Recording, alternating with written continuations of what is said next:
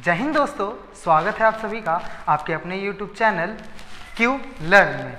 दोस्तों, आज हम यहाँ पर क्लास 12th के पॉलिटिकल साइंस के chapter number 1 means cold war या शीत युद्ध के दौर के कुछ इंपॉर्टेंट क्वेश्चंस को डिस्कस कर रहे हैं, जो 2020-21 के बोर्ड के एग्जाम्स के लिए बहुत ही इंपॉर्टेंट है। और मेरा ये दावा है कि इनमें से कुछ क्वेश्चंस आपको बोर्ड एग्जाम में देखने के लिए जरूर मिलेंगे। तो चलिए हम अपने इस सफ़र को स्टार्ट करते हैं और आपके बोर्ड एग्जाम्स में 95+ के लिए तैयारी करते हुए आगे बढ़ते हैं। तो चलिए देखिए, स्टार्टिंग में आपको 1 मार्क्स के, जैसा कि आप सभी को पता है कि आपके एग्जाम में 1 मार्क्स के 20 क्वेश्चंस मीन्स 20 क्वेश्चन आने वाले हैं। उसी से रिगार्डिंग कुछ डेफिनेशंस हैं या कुछ फुल फॉर्म्स हैं जो आपसे ज़रूर पूछ सकता है इस साल के एग्जाम्स में। जैसे आपसे पूछ सकता है नाटो की फुल फॉर्म। तो बच्चों, नाटो की फुल फॉर्म है नॉर्थ अटलांटिक ट्रीटी ऑर्गेनाइजेशन, उत्तर अटलांटिक संधि संगठन। इस संगठन की स्थापना 1949 में हुई थी, जिसमें 12 देश थे। इसकी स्थापना USA मीन्स अमेरिका के द्वारा की गई थी। इसके बाद आगे की तरफ देखते हैं, अगला है SEATO, south east Asian treaty organisation, दक्षिण पूर्वी एशियाई राष्ट्रों का संगठन। बच्चों, इसकी स्थापना भी अमेरिका के द्वारा की गई थी 1954 में। इसी के साथ अमेरिका ने अपनी पावर को और बढ़ाने के लिए एक और संगठन बनाया था जिसका नाम था सेंटो। सेंटो की फुल फॉर्म है सेंट्रल ट्रीटी ऑर्गेनाइजेशन, केंद्रीय संधि संगठन। इस संगठन का निर्माण 1955 में किया गया था। ये तीनों ही संगठन USA के द्वारा, किसके द्वारा बच्चों? USA मीन्स अमेरिका के द्वारा बनाया गया था। आगे की तरफ बढ़ते हैं। उस समय आपको पता है कि शीत युद्ध के समय 2 महाशक्तियों का दौर था, एक USA और एक USSR। तो अपनी महाशक्ति एक USA थी जिसने अपनी शक्तियों का विस्तार करने के लिए ये 3 संगठन बनाए थे।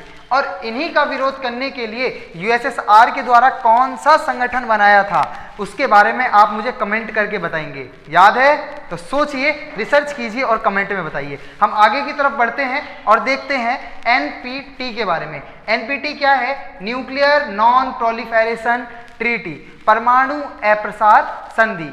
यह संधि इसलिए बनाई गई थी जिससे हथियारों के ऊपर नियंत्रण किया जा सके। इसी के साथ साथ 1 नंबर में, जैसे चैप्टर का नाम है शीत युद्ध, तो इससे रिगार्डिंग आपसे पूछ सकता है कि शीत युद्ध क्या है, means what is cold war. आप कोल्ड वॉर से क्या समझते हैं या शीत युद्ध से क्या समझते हैं? तो देखिए, शीत युद्ध क्या है? शीत युद्ध एक ठंडा युद्ध है या बिना हथियारों के लड़े जाने वाली लड़ाई का अर्थ ही शीत युद्ध है।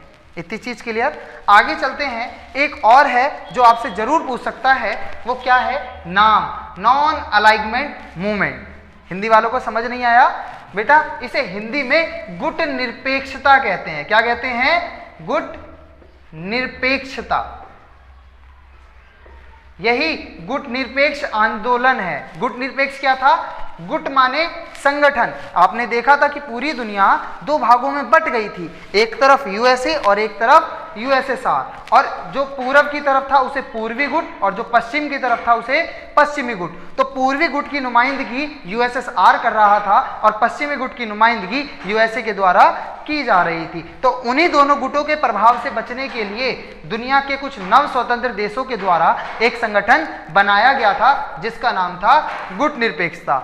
इस संगठन की स्थापना 1955 में बांडुक सम्मेलन के द्वारा की गई थी। इसके बाद आगे चलते हैं, कुछ 4 नंबर और 6 नंबर्स के अकॉर्डिंग इंपॉर्टेंट क्वेश्चन को देख लेते हैं। तो चलिए आगे बढ़ते हैं और देखते हैं कुछ और इंपॉर्टेंट क्वेश्चंस को। इस चैप्टर में से आपसे यह पूछ सकता है कि शीत युद्ध क्या है और यह क्यों क्रिएट हुआ या इसके उदय होने का क्या कारण था। ये मोस्ट इंपोर्टेंट क्वेश्चन है जो आपसे पूछा जाता है। इसके साथ साथ आगे की तरफ चलते हैं। आप जब चैप्टर खोलेंगे तो चैप्टर खोलने के बाद आपकी बुक में जो सबसे पहले हेडिंग है, जिसका मतलब है क्यूबा का मिसाइल संकट, मतलब क्यूबन मिसाइल क्राइसिस, ये भी इस चैप्टर का सबसे ज़्यादा मोस्ट इंपोर्टेंट टॉपिक है जो आपसे पूछा जाता है। इसके बाद जो 3rd टॉपिक है वो आपसे पूछेगा गुट निरपेक्षता। जैसा भी हमने देखा था, गुट माने संगठन और निरपेक्ष माने अलग रहना।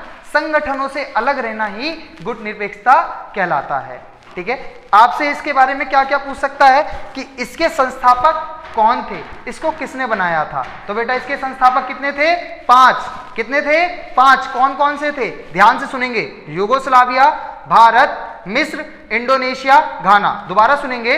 यूगोस्लाविया, भारत, मिस्र, इंडोनेशिया और घाना। इसी के साथ साथ आपसे मैचिंग पूछ सकता है इन सभी देशों के साथ साथ इन सभी के देशों के नेताओं के नाम।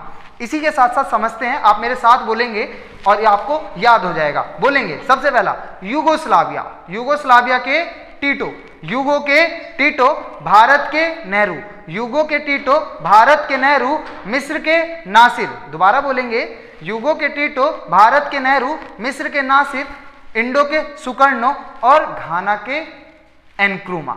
एक बार दोबारा से, रेडी?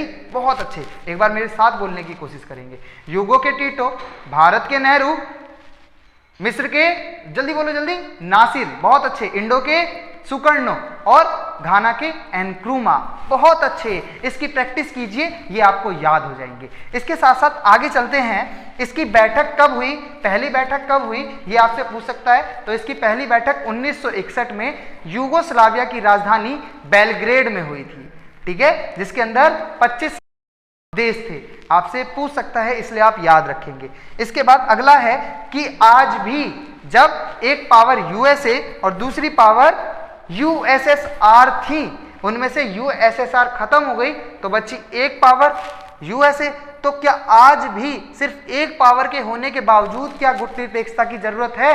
तो आपका उत्तर होगा हाँ, आज भी गुटनिरपेक्षता की जरूरत है, क्योंकि अमेरिका के बढ़ते हुए प्रभावों को सिर्फ और सिर्फ कई देश एक साथ आकर रोक सकते हैं। इसी के लिए हमें गुटनिरपेक्षता संगठन की आवश्यकता है। इसी के साथ साथ एक मोस्ट इंपोर्टेंट टॉपिक है, मोस्ट इंपोर्टेंट आपसे जरूर पूछा जाएगा, तो जरा ध्यान देंगे। क्या है? शीत युद्ध के समय हथियारों की होड़ व हथियारों पर नियंत्रण। शीत युद्ध के समय हथियारों की होड़ व हथियारों पर नियंत्रण, ये दोनों ही कंडीशन या ये दोनों ही परिस्थिति उत्पन्न हुई थी, समझाइए। ये हर साल सीबीएसई वालों का फेवरेट क्वेश्चन है इस चैप्टर से, 4 नंबर के लिए। तो इसको घोट कर पी जाएं, क्योंकि ये आपके पेपर में जरूर देखने के लिए मिलने वाला है। इसको इंग्लिश में क्या कहते हैं जरा समझेंगे। The cold war produce an arm race as well as arms control. What were the reasons for these developments. Most important topic है। क्या कहना चाहता है ये कि शीत युद्ध के समय दोनों ही महाशक्तियों के बीच में हथियारों की होड़ चल रही थी। होड़, देखिए होड़ क्या होता है। होड़ का मतलब कंपटीशन। आप कंपटीशन करते हैं कि मुझे इस बच्चे से ज्यादा नंबर लेके आने हैं, वो बच्चा कहता है कि मुझे इससे ज्यादा नंबर लेकर आने हैं।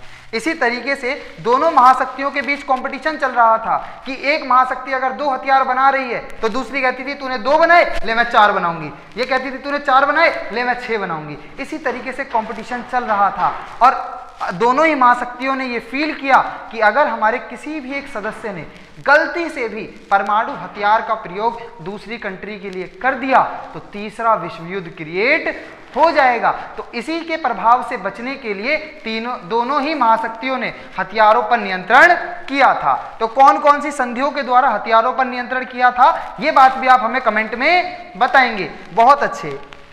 और इसी की चैप्टर से एक लास्ट क्वेश्चन है जो आपसे जरूर पूछता है, मोस्ट इंपोर्टेंट क्वेश्चन है ये भी, ठीक है जी। ये दोनों क्वेश्चन जरूर कर लें, आपके लिए दोनों में से कोई एक 4 नंबर में आपको देखने के लिए जरूर मिलेगा।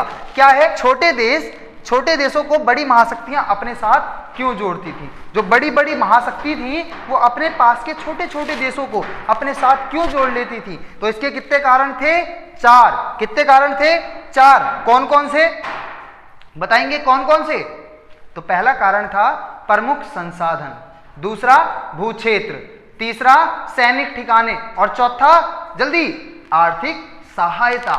बहुत अच्छे, आपको ये भी याद हो गए। यही आपके मोस्ट इंपोर्टेंट क्वेश्चंस हैं। इसी चैप्टर में से आपको यही क्वेश्चन देखने के लिए मिलेंगे और यह चैप्टर आपके बोर्ड के एग्जाम में 6 मार्क्स की वेटेज रखता है। इसीलिए आपके मेरी गारंटी है कि इन्हीं टॉपिक्स के बाहर कोई भी टॉपिक्स नहीं आएगा और अब मुझे लगता है कि अगर आप इन्हें तैयार कर लेंगे तो आपके पूरे एग्जाम्स में से एक भी क्वेश्चन इस चैप्टर से नहीं छूटेगा। हमारी वीडियो को देखने के लिए आप सभी का बहुत बहुत धन्यवाद। जय हिंद।